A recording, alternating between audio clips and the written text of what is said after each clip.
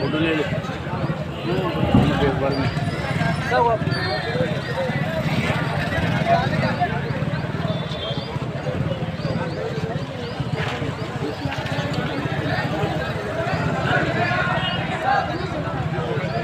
Short circuit होगा तो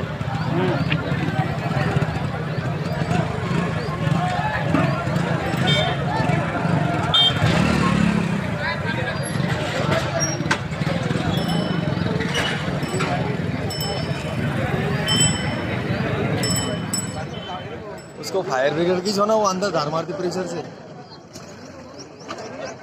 कोई अंदर तो होंगे नहीं जरा।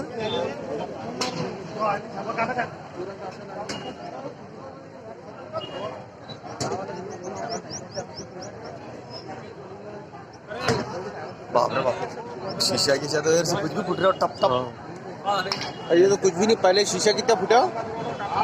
वो खुला था क्या बंद था पहले? नहीं खुला था। और मीटर भी उसके पास बाप वो लाइन बंद कर दिया होंगे उन्होंने। देखो वो मीटर तक कैसे चट रहा हो तो हाईलोर का।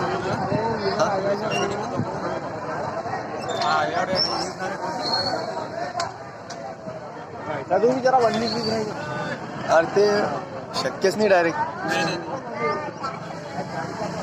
पण विजू शकता असं वाटतं जर कधी टँकर लावलं ना